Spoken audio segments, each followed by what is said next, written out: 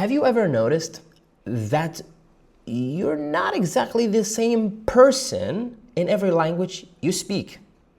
Maybe in your mother tongue, you speak more carefully, but when you switch to English language, you sound more confident, more direct, even funnier. Welcome to Breathe English with Alradhi, where English is not something we study, something we live, we feel, and we breathe together. There are multiple questions we're going to go through here in terms of, can English language change your personality? First one is this: do we become different people when we speak another language? Now, I have been speaking English professionally for 6 years or so. I'm a native Arabic speaker, and I do speak Turkish, but not full capacity. I would say like 20, 30, 40% or so. Anyway, now I believe from my experiences that I've had, I have changed a lot. I look at my old videos since 2016 or 17 or so, and now I don't think I have just changed in terms of how I approach things or how I communicate with people, or like I literally have changed everything. The way I dress, the outfit, the way my mindset works, the people that I like to communicate, speak with, the things that make me bored, the things that make me sort of interested in them or whatever. My whole perspective is completely different because my brain, 3 languages looking at. The third language, which is Turkish, is like, I'm not really good at, but I want to learn it, but I just don't have the time. And that is an excuse for me as well. I have to be honest, as a teacher, as a coach. But in Arabic language, I don't find anything interesting as much as I find in English language. The research, podcasts, I've learned so much more from podcasts, YouTubes, and everything else. And this is actually one of the reasons why I started this podcast. So, do we become different people? I think we do. And it is up to you completely how much you would like to immerse yourself into the English language or in any other language that you feel like, that's my language. That's what I want to speak for the rest of my life. And in this case, my language is English language. Why do some people feel more confident in English? Well, it is quite simple. Again, I'm talking from my own experience, and I'd like you to think about your own experiences as well in this situation. I feel like more confident speaking in English language because I've learned the language from A to Z, meaning I've learned it from its basics to its complexities and details and everything else. And when you learn a language like that, of course you become more confident. Of course you become more like, I know the language, I speak it very well, I've spoken with native speakers, I've taught in English language only, I'm living using English language only, I speak English language only at home, I speak English language only in the office, my emails, my research, my gadgets, everything in English language. So of course that makes me more confident. Makes me more direct in understanding how to use multiple structures, how to sound polite, how to sound imperative, how to sound direct in my commands or in my request or giving permissions or whatever. So of course I feel more confident than my native tongue, because my native tongue, it was like naturally learned. You've taught your native tongue for sure, but you're born with it. So if you're born with it, you don't have the advantages that a person who learns it from zero. I think it's quite different, and I really think that my confidence is so high when it comes to speaking English language, and that is why. That's basically why.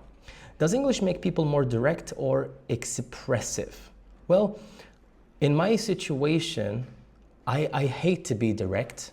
I really think that people who are direct with their English language and when they speak and they communicate, They are lazy. That's why they want to get it right. I mean, if you're a manager or a CEO or whatever, sure, you want things to be, you know, that way, that specific path. That's how I would like you to follow that path and to do the thing right, right? But in other things, like in a social life or communicating with a friend, a colleague, a spouse, a partner, a wife, a husband, that's what I mean by spouse, you should not be direct. You have to be expressive. And now, I might explain those two words in a different manner according to my usage of those two words, but expressive means you communicate and you connect and you extend your speech and go with the details and soften your language and everything because you're worried about the other person and what they think when you speak, and you become too expressive. Don't be too expressive.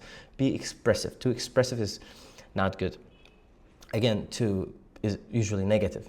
So I think English made me more expressive than direct, but in a situation where I need to be direct, I have to be direct because it is serious. So that is about direct or expressive. Can language affect humor, emotions, and confidence? Humor. Oi. Every single time in my classrooms, I tell the students that humor is something like so high in terms of the student's level. If a C1, C2, a B2 students could understand English humor because culture involves in humor. In English language, we reference other things to make something funny. And that is different in other languages, perhaps, or I don't know about other languages, but in my language, we tend to be my native tongue, Arabic language. How to be funny, we also reference other things, but at the same time, we increase our volume and joke loudly, or it could be absurd. For me, I just don't find humor in Arabic language funny the way I like it to be funny. But in English language, the humor is quite different, and I love humor, and I use humor in my classroom. And there's also sort of a type of humor where you use the verbs and the adjectives to express some sort of like if a student said something, you would make fun of not the student, but the way the student said it, and make them understand that this is joke. It's a part of English language, and it's you know, it's very funny, and you can try it next time. I think one of the times that I had an encounter with a student, she said, I am Bursa. Bursa is a city in Turkey. And well, supposedly she should have said, I am from Bursa, right? So she said, I am Bursa. So I was like, I am Istanbul.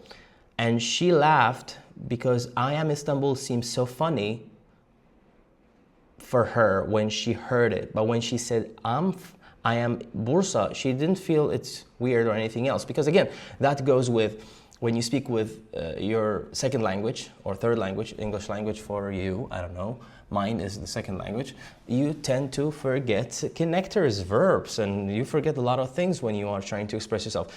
At that time, it was very funny for the students. So I don't think I am as funny in Arabic or in my language than in English language. So humor plays a huge part of my life. It's important for me to be funny because I want to make the class engaging and interactive as much as possible with the students.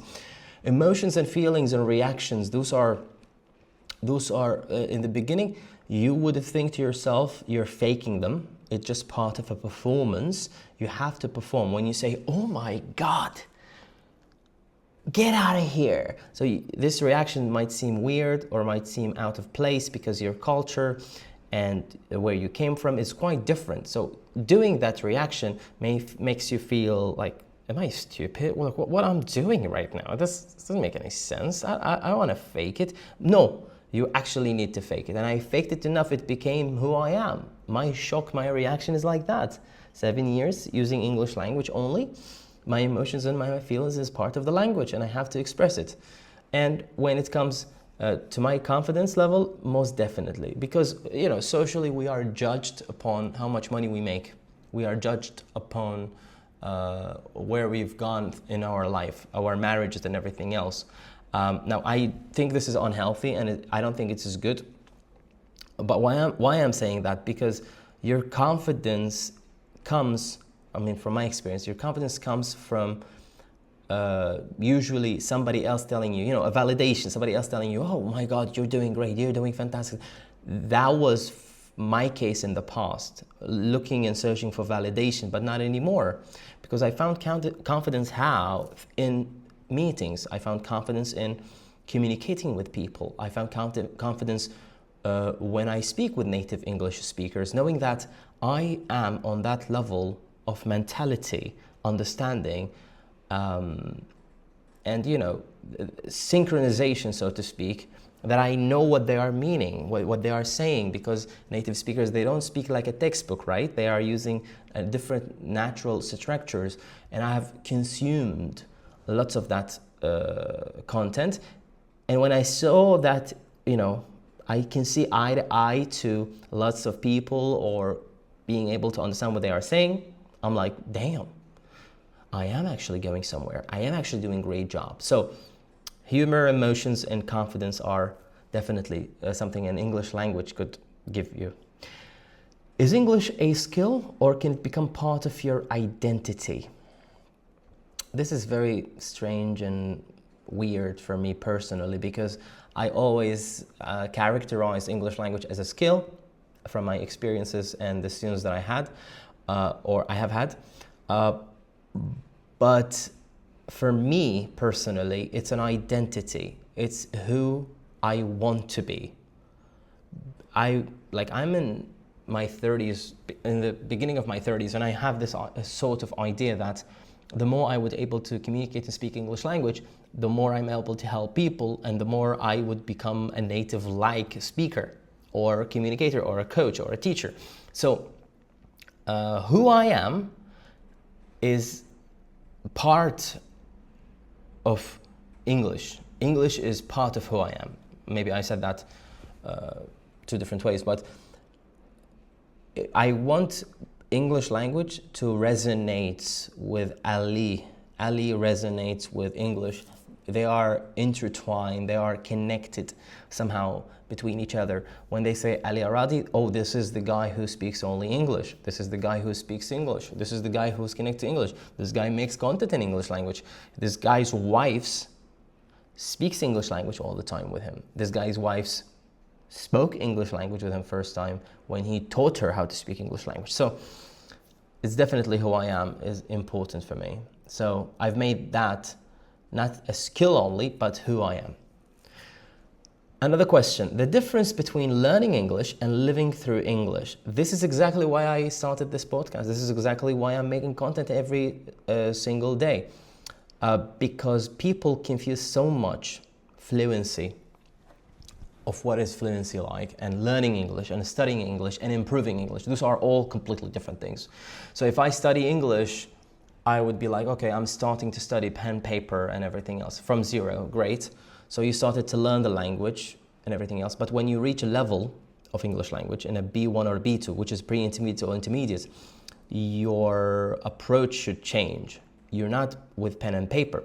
You need to live through it. So when you start to improve your English, so study, learning process, and then improving. It is, of course, you would say improving is learning, but it's kind of different because you are working on how to make your environment and everything surrounds you and your whole life English language, because that is fluency. There is no other way to find fluency unless there is an environment where you can immerse yourself with. It's like put yourself inside of an ocean for as long as you could, so that you would be able to breathe inside this water, if that metaphor makes sense for you. So if you would create an environment for you where you are able to speak English language all the time, then fluency is achieved so easily. Now improvement does with that, works with that, sorry. So what I mean by that is that learning English, that's a stage. Living through English, that's another stage. You need to know when to start studying, learning, and when do you improve and live through English language. And these things we also work on as English language coaches. Now the question comes here. and it says, why some people can say things in English that they cannot say in their mother tongue. This is a beautiful question. I would like to start with an example, saying that in my native tongue, saying I love you seems so off for me. I just do not like to say it. Maybe because of the dialect of that we are using in my country, which is Iraq, or perhaps just the way it is. I mean, in songs, in formal Arabic, I like the way it sounds, but when I want to use it with a person, it just sounds so weird. And I just do not like it. I prefer it in English language, and I love using it in English language. It gives me a different feeling, perhaps more confidence. I mean, you will reach a point where you have sort of exactly different thought process when you say I love you, or when you say أنا أحبك. So there is like, it just two, or seni seviyorum. It's just like each one gives different feelings for you. It's just how you feel. Who you are is part of how you feel, I believe. And so if you feel like I love you is better to express your feelings, then use it. But the other person also has to have that feeling. So it's sort of complicated if you look at it, because like I say I love you and the other person prefers seni seviyorum. Well, I would use that because they might feel that way about this word. But I feel like you may say them both, up to you completely, so complicated. But that's an example that I use because it goes with confidence. You see, in the beginning we talked about humor, emotions, and confidence when it comes to English language. So this is part of English language. And so you are more confident and more happy and open to say whatever you want to say because you're confident in that language. You feel like you are more expressive or more direct, or you don't even care because that's the language that I want to use. That's how I want to communicate with people. There is no mistake or any wrongdoing with doing so, because you're developing a set of skills. English language doesn't even work only with you speaking English all the time, but also your mindset, how you see the world. It's just something interesting, and why some people can say things, and I think it's because of who we are, our confidence. We are more direct, and we chose this language. I want to use this language, I'm going to speak this language, and I want to follow up on this language. So it's quite interesting how English can change your personality. Or maybe English doesn't completely change who you are. Maybe it is simply gives you another side. I don't know. It's for everybody, it's different, but that is my experience. Make sure to keep speaking, keep growing, and keep reading English. Till next time, see ya.